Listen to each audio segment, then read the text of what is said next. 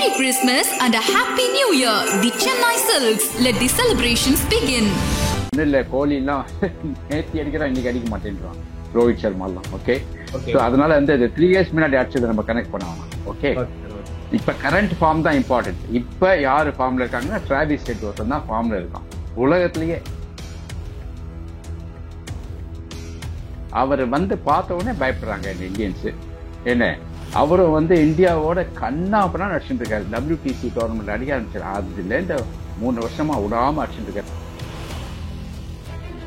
ஒரு பிளான் வச்சு அந்த பிளான் போடுறதுக்கு போலிங் கிடையாது. பும்ரா ஒருத்தர் தான் இருக்கு, அவரோட தான் போடுவாரு. ஆக்சுவலா வந்து பும்ராலாம் 4 ஓவரும் நிறுத்திக்கணும் ஃபர்ஸ்ட். இவர் 8 ஓவர்லாம் போடுறாரு பும்ரா. ரொம்ப தப்பு. பேக்கை கைட்டி கையில கொடுத்துருவாங்க. எப்படி ஸ்மித் வந்து போன டெஸ்ட் முந்தின டெஸ்ட் எப்படி ஆடினாரு, இந்த டெஸ்ட் எப்படி ஆடுறாரு, அதை வந்து அழகா காமிச்சாங்க. அவரோட ஃபுட் ஒர்க், ஷஃப்லிங் எல்லாமே. இதுதான் நான் வந்து சொல்றேன், இந்த இம்ப்ரவைசேஷன் வந்து நம்ம கோலிக்கும் கிடையாது, ரோஹித்துக்கும் கிடையாது. இன்ஃபேக்ட் இந்தியன் பேட்ஸ்மேனுக்கே ரொம்ப கிடையாது இம்ப்ரவைசேஷன். ஏன்னா எல்லாரும் ஒரு லெவலுக்கு மேல நினைப்பாங்க. நேத்தி வந்து ஃபர்ஸ்ட் ஒரு 5 ஓவர் போட்டாங்க, அப்புறம் தான் மழை வந்தது. அந்த 5 ஓவர் சிராஜும் பும்ராவும் மட்டமா போட்டாங்க. எனக்கு பயமா இருக்கு. கோலி வந்து அவமும் சொல்லி சொல்லி எடுக்கிறோம். ஸோ கோலி வந்து ரியலா நல்லா விளையாடி இன்னைக்கு பேரை காப்பாத்திக்கணும். ரோஹித் அடிக்கலனாக்கா இந்த டெஸ்ட் இந்த சீரீஸோட ரிட்டர் ஆக வேண்டியதான். ஒன் இந்தியா ஹவுஸ் நேயர்கள் அனைவருக்கும் மன்னோட வணக்கம்.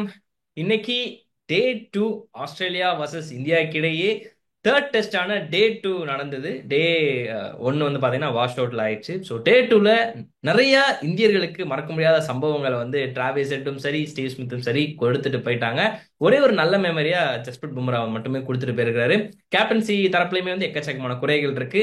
அதெல்லாமே ஒட்டுமொத்தமா எக்ஸ்பிளைன் பண்றதுக்கு நம்ம கூட இப்போ வரைக்குமே வந்து பல லெஜெண்டரி பிளேயர்களுக்கும் முக்கியமா வந்து மென்டாராவும் இருந்துகிட்டு இருக்காரு அண்ட் கோச்சாவும் இருந்துகிட்டு இருக்காரு. நிறைய சூப்பர் டூப்பரான பியூட்டிஃபுல்லான பிளேயர்ஸ்லயுமே வந்து இந்தியன் டீமுக்கு கொடுத்துருக்கிற நம்மளோட டாக்டர் கிரி சார் தான் இணைஞ்சிருக்காரு. Welcome sir, welcome to the review of our day 2. ரொம்ப உங்களை சந்திக்கிறது ரொம்ப சந்தோஷம். ரொம்ப நாள் கழிச்சு உங்களை பாக்குறேன். ஆமா சார், எனக்கு ரொம்ப ஹாப்பி. Very good. இன்னைக்கு அன்பார்ச்சுனேட்லி சொல்லுங்க sir. Unfortunately not a good day for India. ஆமா சார், சீரியஸ்லி அதுதான் வருத்தமா இருக்கு. ஆமா. ஸோ இதை வந்து இந்த மேட்ச் அனலைஸ் பண்ணணும்னாக்கா எப்படி பண்ணணும்னாக்கா, ஃபர்ஸ்ட் வந்து 11 செலெக்ஷன், ஓகே, அண்ட் செகண்ட் வந்து டாஸ், 3 பர்ஃபார்மன்ஸ் அப்படி பிரிச்சுக்கலாம். ஸோ 11 செலெக்ஷன்ல வந்து இந்த ஸ்பின்னர் பொசிஷனை மாத்திட்டே இருக்காங்க. ஆமா சார். ஸோ ஜடேஜா வெட்டுறாங்க. ஜடேஜா வந்து சோபிக்கல சரியா, ஓகே, அவர் சரியா போடலன்னு சொல்லலாம். அதுவும் இல்லாம அவரோட லைன் ஆஃப் பிகாஸ் லெஃப்ட் ஹேண்டர்னால டிராவிஸ் ஹெட் வந்து அவன் எப்ப லெக் சைட்ல 6 அடிப்பான்னு பயந்து பயந்து போடுறாரு அவர். So is bowling from round the wicket. So that அவன் வந்து இந்த ஷாட் அடிக்க மாட்டான், 6 அடிக்க மாட்டான். ஏன்னா ஓவர் விக்கெட்ல போட்டாக்க வித் டர்ன் 6 அடிச்சிடுவான். அதுக்காக பயந்து பயந்து இந்த மாதிரி இந்த லைனை சூஸ் பண்ணாரு. அது வந்து நேச்சுரலி லெஃப்ட் ஹேண்ட் ஸ்பின்னர் அப்படிதான் போட்டான், வேற வழி கிடையாது. Because advantage for left hand batsman, ரைட்டா? அதுல தான் ஆஃப் ஸ்பின்னர்ஸ் இருக்கணும்னு சொல்றேன் நான். either அஸ்வின் ஆர் அஸ்வின் உங்களுக்கு போதலைனாக்கா வாஷிங்டன் சுந்தர் ட்ரை பண்ணிருக்கலாம். ஏன்னா Washington Sundar is also good batsman. Yes sir. Last time Australia ஆண்டப்ப கூட கேபால் அவர்தான் வந்து இல்ல அது அது அது அது நான் ரொம்ப வெயிட் கொடுக்க மாட்டேன். ஏன்னா லாஸ்ட் இயர் வந்து 3 இயர்ஸ் முன்னாடி, ஓகே. ஸோ ஒருத்த வந்து ஒன்றும் இல்லை, கோலி எல்லாம் நேத்தி அடிக்கிறான், இன்னைக்கு அடிக்க மாட்டேன்றான் ரோஹித் சர்மாலாம். ஓகே, ஸோ அதனால வந்து 3 இயர்ஸ் முன்னாடி அடிச்சதை நம்ம கனெக்ட் பண்ண வேணாம். ஓகே, இப்ப கரண்ட் ஃபார்ம் தான் இம்பார்ட்டன்ட். இப்ப யாரு ஃபார்ம்ல இருக்காங்கன்னா டிராவிஸ் ஹெட் ஒருத்தன் தான் ஃபார்ம்ல இருக்கான் உலகத்திலேயே. அந்த அடி அடிக்கிறான் அவன். அதுவும் இந்தியன் போலர்ஸை துரத்தி அடிக்கிறான். ஓகே, ஸோ இது வந்து ஃபர்ஸ்ட் டீம் செலெக்ஷன். செகண்ட் வந்து இந்த டாஸ் வந்து நான் முதல்ல இருந்து சொல்லிருக்கேன், இந்தியா டாஸ் வின் பண்ணி போலிங் எடுக்கணும்ட்டு. நீங்களாம் கொஸ்டின் பண்ணலாம், இந்த நீங்க போலிங் எடுக்கணும்னு சொன்னீங்களே இப்ப என்னாச்சு பாருங்க அப்படின்னு கேட்டுருக்கலாம். ஆனா இது வந்து நான் எதிர்பார்த்தது தான். This is better than India batting first and scoring 20 for 4. பேட்டிங்ல ஒட்டுமொத்தமா ஆல் அவுட் ஆகுறதுக்கு இதை கொஞ்சம் சேஸ் பண்ணா நல்லா இருக்கும், அந்த மாதிரி சொல்ல வரீங்களா சார்? இல்ல அப்படி இல்ல. ஃபர்ஸ்ட் டே விக்கெட்ல வந்து பயங்கர ஹெல்ப் இருக்கும். அவங்க ஃபாஸ்ட் போலிங், ஸ்விங் போலிங் விளையாடுறதுக்கு இவங்களுக்கு திறமை போதாது. Okay okay. இவன் வந்து third day, second day, third day, fourth day அதுல வந்து கொஞ்சம் பெட்டர் ஆடுவாங்க. நான் ஃபர்ஸ்ட் டே மட்டும் இந்தியன்ஸ் இது வந்து கண்டினியூஸா ஒரு 4-5 சீரிஸ் பார்த்துருவோம். நம்ம ஆமா. ஸ்ரீலங்கால பார்த்தோம், பங்களாதேஷ் பார்த்தோம், நியூசிலாந்துல பார்த்தோம். இப்போ ஃபர்ஸ்ட் 2 டெஸ்ட் வேற பார்த்துட்டோம். டாஸ் வின் பண்ணி பேட்டிங் ஃபர்ஸ்ட் விளையாடினாங்க. உடனே வந்து 30 for 3, ம், 30 for 4 அந்த மாதிரி ஆயிடுது. ஸோ இவங்களுக்கு வந்து இந்த பேட்டிங் வந்து அந்த ராகுல் டிராவிடோ இல்லைனாக்க டெண்டுல்கரோ ஒரு லக்ஷ்மணோ அந்த மாதிரி பேட்ஸ்மேன் இல்லாதனால, புஜாரா இல்லை, ரஹானே இல்லை, அதனால இவங்க கஷ்டப்படுறாங்க. So okay. அதனால தான் நான் வந்து சொன்னேன் டாஸை வின் பண்ணி இவங்க போலிங் தான் எடுக்கணும். ஏன்னா அந்த டேமேஜ் ஃபர்ஸ்ட் டே ஃபர்ஸ்ட் ஹவர்ல ஆயிடுச்சுன்னா அதுக்கப்புறம் irreparable டேமேஜ் ஆயிடும். அதுக்கப்புறம் ரெக்கவர் பண்ணவே முடியாது. ஓகே. டெஸ்ட் கை விட்டு போயிடும். ம், ம், ரைட்டா? இப்பயாவது டிரா பண்ணதுக்கு ஒரு சான்ஸ் இருக்கு நல்லா. அப்ப அதுவும் இல்லாமல் போயிடும். ஓகே. ஸோ அதனால தான் நான் டாஸ் வந்து வின் பண்ணி போலிங் தான் எடுக்கணும்னு. அதுல தப்பே கிடையாது. 3 விக்கெட் ஃபாஸ்டா தான் எடுத்தாங்க இவங்க இன்னைக்கு மார்னிங் வந்தோடனே. ஆமா. பும்ரா அருமையா போட்டாரு அண்ட் 3 விக்கெட் எடுத்தாங்க. ஆனா அதுக்கப்புறம் டிராவிஸ் ஹெட் வந்தாரு. அவர் வந்து பார்த்த உடனே பயப்படுறாங்க இந்த இந்தியன்ஸ். என்ன, அவரும் வந்து இந்தியாவோட கண்ணா பண்ணா நடிச்சுட்டு இருக்காரு. WTC டோர்னமெண்ட் அடிக்க ஆரம்பிச்சாரு. அதுல இந்த 3 வருஷமா விடாம அடிச்சுட்டு இருக்காரு. வேர்ல்ட் கப்ல அடிச்சாரு. பிரமாதமா விளையாடுறாரு இந்தியன்ல. அது அவரை பத்தி ஒரு தனியா பேசுவோம். ஓகே. மூணாவது வந்து பும்ரா ஒருத்தர் தான் சார் இந்தியாவில் போலிங் போடுறாரு. ஆமா சார், ஆமா சார்.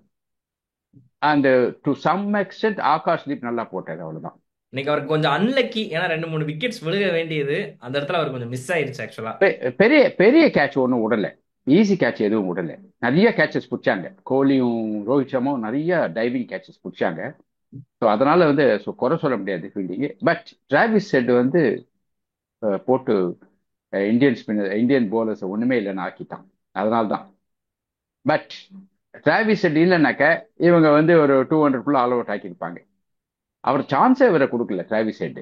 ஆமா சார். ஆனா அவருக்கு வந்து ஒரு வீக் பாயிண்ட் இருக்கு. அந்த வீக் பாயிண்ட் இவங்க பிளான் பண்ணி கோச்சோ கேப்டனோ ஆர் அந்த உள்ள இருக்காங்க வீடியோ அனலிஸ்ட் இவங்கெல்லாம் வந்து அவங்க இங்கிலாந்து டீம் சவுத் ஆப்பிரிக்கா டீம்லாம் அவரோட வீக் பாயிண்ட் நல்லா பாயிண்ட் அவுட் பண்றாங்க. எப்படின்னா அவர் வந்து இப்படி விளையாடும் போது லெக் சைட்ல நகர்ந்து விளையாடுவார். 3 ஸ்டெப் விட்டு விளையாடுவார். ஆமா, ஆமா. ரெண்டாவது பவுன்சர் நல்லா அடிச்சுடுவாரு. ஆனா கிக்கிங் டெலிவரின்னு ஒண்ணு இருக்கு. கிக்கிங் டெலிவரிங்கிறது குட் லெங்க்ல எதிரும்.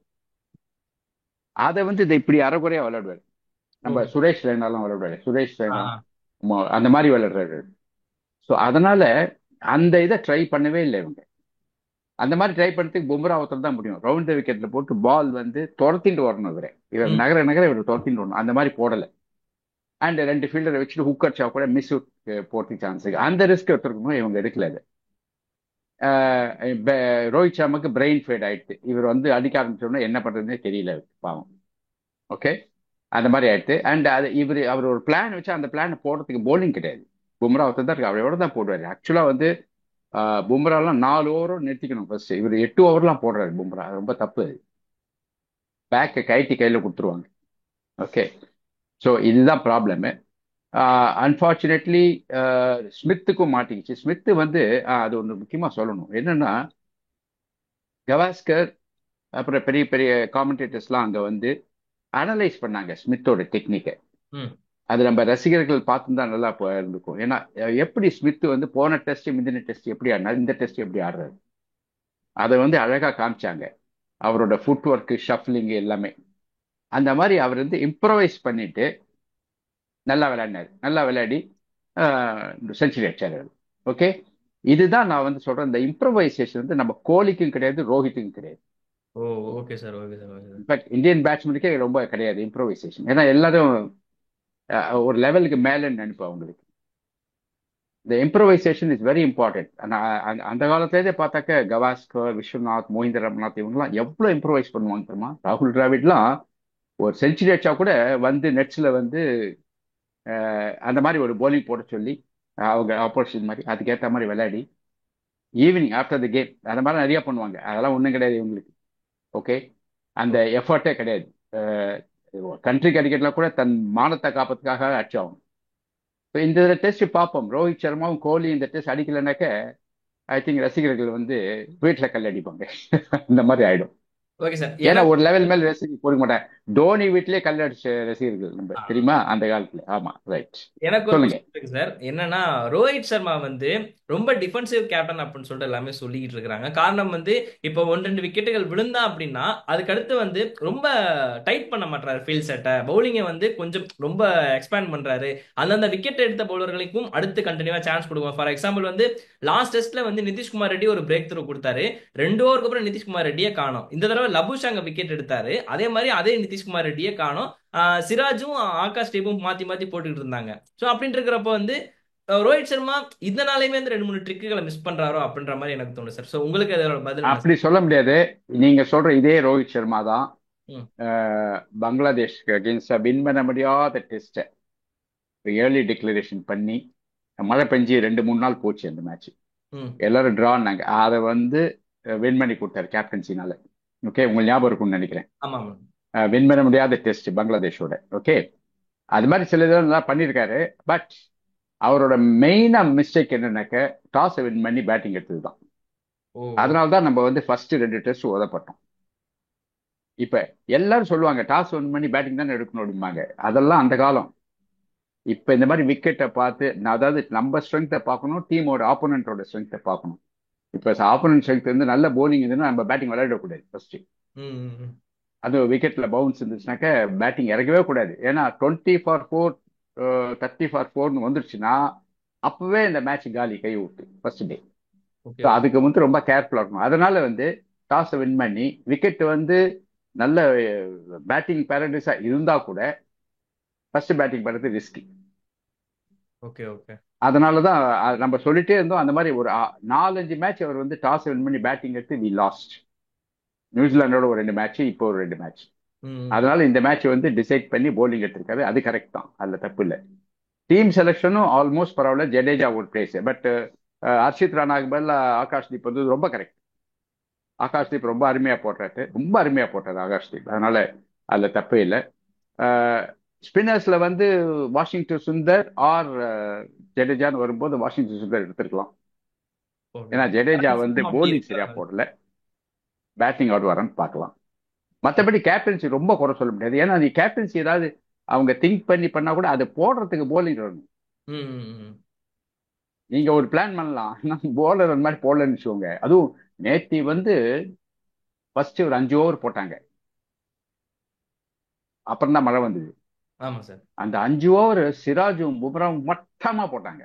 நான் என்னோட காலம்ல எழுதியிருக்கேன். நான் இந்த மாதிரி நல்ல ஜூசி விக்கெட்ல போய் கண்ணா பின்னாட்டு டவுன் தலை போட்டு அவன் கவாஜா போரா அடிச்சிருந்தான். அந்த மாதிரி சரியா போடல. ஈவன் பும்ரா கூட சரியா போடல. நான் சொல்றது first day 2 overs okay sir. 3 overs. மலைக்கு முன்னாடி. ஸோ அதனால வந்து ஆமா, மழைக்கு முன்னாடி. So okay. அதனால வந்து என்னதான் கேப்டன் பிளான் பண்ணாலும் அதை எஃபெக்டிவா இம்ப்ளிமெண்ட் பண்றதுக்கு போலர் இல்லை நம்மகிட்ட. Okay sir. ஒரு ஷம்மி இருந்தா கொஞ்சம் இம்ப்ரூவ் ஆயிருக்கும் bowler. At the same time Shami also height கிடையாது ஷம்மிக்கு. அது ஒரு பெரிய டிஸ்அட்வான்டேஜ். நல்ல போலர், சீம்ல வேலை காட்டுவார் நல்லா. ஆனா ஹைட் இல்லாதனால அவருக்கு வந்து இந்த குட் லெங்க்ல பால் எகிர வைக்க முடியாது. ஓகே. ஓகே. ஓகே. ஓகே. இதே மற்ற ஆஸ்திரேலியன் போலர்ஸ் எல்லாம் டால் போலர்ஸ், எல்லாம் 6'3", 6'4" இருக்காங்க. அவங்க எல்லாம் இப்படி வச்சு இப்படி கையை இப்படி அமுக்கினாக்க ஃபார்வர்ட் போகவே முடியாது. ஏன்னா குட் லெங்க்ல எகிரும். ம். அந்த ஃபார்வர்ட் போய் தான் கோலி மாட்டிக்கிறது. ஓகே. ஓகே. அந்த மாதிரி கோலி வந்து இப்ப வந்து எனக்கு பயமா இருக்கு. கோலியை வந்து அவன் சொல்லி சொல்லி எடுக்கிறான். ஸோ கோலி வந்து ரியலா நல்லா விளையாடி இன்னைக்கு பேரை காப்பாத்திக்கணும். Okay sir. அண்ட் இன்னொரு கோலி தான் அடிக்கணும். கோலி இந்த ரோஹித் அடிக்கலனாக்கா இந்த டெஸ்ட் இந்த சீரிஸோட ரிட்டையர் ஆக வேண்டியதான். Okay sir. Okay sir. Steve Smith கிட்ட வந்து ஸ்டார்டிங்ல இருந்தே ஒரு ஸ்ட்ரகிள் இருந்தது. அந்த இடத்துல வந்து கொஞ்சம் இன்னும் பவுலர்களை வந்து மேபி கொஞ்சம் நல்லா போட வச்சிருந்திருக்கலாமோ அப்படின்ற ஒரு கொஸ்டின் எனக்கு இருக்கு சார். இல்ல, அது வந்து ஸ்டீவ் ஸ்மித் வந்து அட்ஜஸ்டிங் டெக்னிக். அதான் அவர் கொஞ்சம் தடுமாறிட்டே போன மேட்ச் என்ன மிஸ்டேக் பண்ணாரோ அதை பண்ணக்கூடாதுன்ட்டு அவர் அட்ஜஸ்ட் பண்ற ஸ்டாண்ட்ஸை மாத்திட்டு பேக் ஃபுட் போறதெல்லாம் கண்ட்ரோல் பண்ணிட்டு ஒரு மாதிரி பண்ண. அதை கவாஸ்கரும் இவங்கள ரொம்ப டிஸ்கஸ் பண்ணாங்க காமெண்டேட்டர்ஸ்லாம். மேத்யூ ஹெய்டன், கவாஸ்கர் எல்லாரும் நல்லா டிஸ்கஸ் பண்ணாங்க. ஸோ அந்த மாதிரி வந்து எல்லாருமே பண்ணி ஆகணும். ஒரு ஃபார்ம்ல இல்லை ஏதோ டெக்னிக் மிஸ்டேக் பண்றோம்னாக்க உடனே அதை வந்து ஹோம் ஒர்க் பண்ணி நெட்ஸில் அதை மாற்றிட்டு அதை மேட்ச்சில் வந்து பண்ணி காமிக்கணும். அப்போ தான் வந்து சர்வை பண்ண முடியும். இல்லைனாக்க எனக்கு ஒன்றும் ப்ராப்ளம் இல்லை, நான் கிரேட் பேட்ஸ்மேன், எனக்கு வந்து இவ்வளோ செஞ்சுரி அடிச்சிருக்கேன் அப்படி இப்படி நினச்சிருந்தேனாக்க போயிட்டே இருக்கும் மேட்ச் கை விட்டு. Okay sir, okay sir, okay sir. இன்னைக்கு டே 2 வந்து அப்படியே ஃபுல் அண்ட் ஃபுல் நீங்க எல்லாமே சொல்லிட்டீங்க. ஸோ ஆஸ்திரேலியா வந்து எவ்வளவு கொடுப்பாங்க அப்படின்னு சொல்லிட்டு நினைக்கிறேன். நாளைக்கு எவ்வளவு நாள் வரைக்கும் பேட் பண்ணுவாங்கன்னு நினைக்கிறீங்க? இன்னும் வந்து அவங்களுக்கு பேட்டிங் பண்ற மாதிரி கேப்பபிலிட்டி உள்ள பிளேயர்ஸ் இருக்கிறாங்க. ஸோ எவ்வளவு ரன்ஸ் அடிப்பாங்கன்னு நினைக்கிறீங்க? இல்லை, இதில் வந்து பும்ரா கையில் தான் இருக்கு அகெயின். ஓகே, நாளைக்கு பும்ரா காலையில் வந்த உடனே ஒரு 2 விக்கெட் எடுத்து போட்டாருனாக்க அவங்க ஒரு 450 ஆல் அவுட் ஆயிடலாம். அப்படி இல்லைன்னா 500 போயிடுவாங்க. அவங்க 500 போயிட்டு டிக்ளேர் பண்ணுவாங்க. Okay sir, okay sir. And 450 போனாக்களே நமக்கு ரொம்ப கஷ்டம். இனிமே வந்து இந்தியா வின் பண்ணுறதுக்கு சான்ஸ் ரொம்ப கம்மி இந்த டெஸ்ட். இந்த நான் கூட போன தடவை டெஸ்ட் சொன்னேன். சாரி சார், இந்த டெஸ்ட் இல்லைங்களா இல்ல இந்த ஒட்டுமொத்த சீரீஸ்லயுமேவா? இல்லை இந்த டெஸ்ட்ல வந்து இந்தியா வின் பண்ணுறது ரொம்ப கஷ்டம்.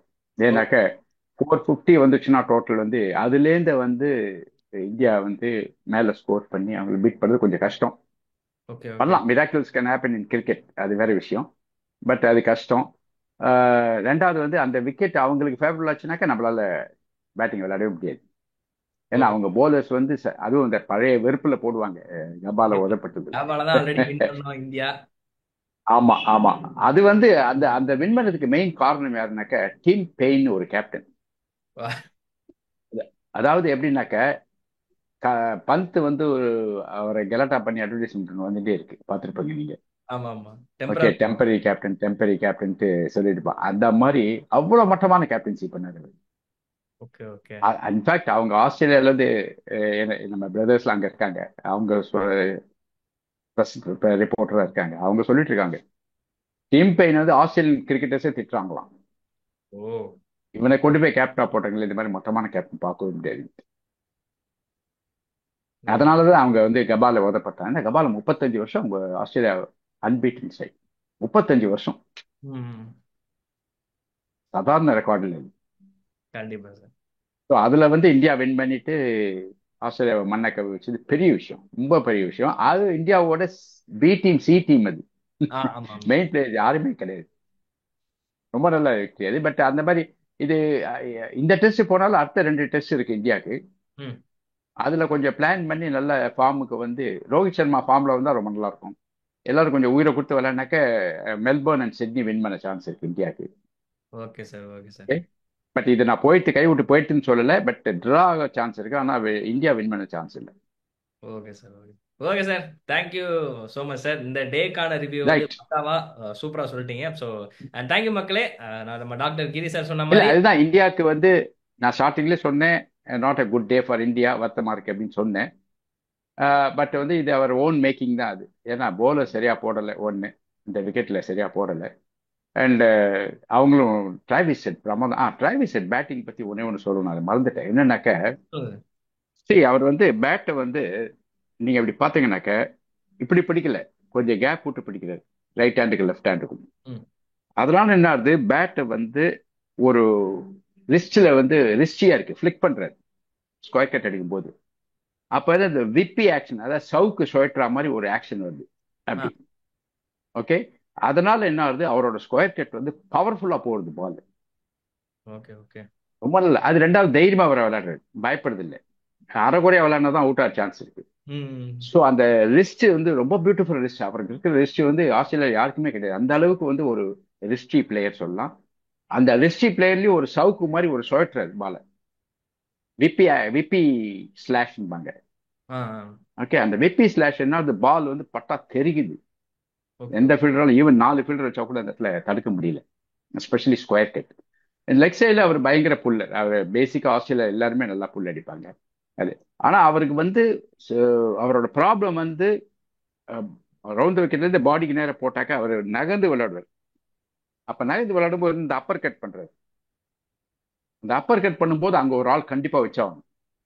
எப்படி நம்ம நிதிஷ் ரெட்டிக்கு வந்து ஒரு ஆளை வச்சு கம்மின்ஸ் வந்து போன டெஸ்ட் எடுத்தாரு கட்சியில, அந்த மாதிரி ஒரு ஆளை வைக்கணும் அப்பர் கட் பண்ணும்போது. இல்லைன்னா அப்பர் கட்ல 4-6 போயிட்டே இருக்கும். Okay sir, okay sir. So நீ பவுன்ஸ் பண்றதுன்னா அங்க ஒரு ஆள் வச்சுட்டு பவுன்ஸ் பண்ணணும். Okay sir. இதெல்லாம் வந்து கேப்டன்சியில problem, deficiency. Okay sir. Okay மக்களே, ஸோ டாக்டர் கிரி சார் வந்து எண்ட்லையுமே வந்து அவரோட எக்ஸ்பீரியன்ஸ் வச்சு சொல்லியிருந்தாங்க. ஸோ பார்க்கலாம் நாளைக்கு இந்தியா வந்து எந்த மாதிரி தரமான பெர்ஃபார்மன்ஸ் கொடுக்க போறாங்க அப்படின்றத பொறுத்து தான் பார்க்கணும். வேற ஒரு வீடியோல நான் கரெக்ட். நினைக்கிறேன். And thank you Giri sir, thank you for joining us sir. Thank you very much. I hope India does well. Merry Christmas and a Happy New Year. The Chennai Silks. Let the celebrations begin.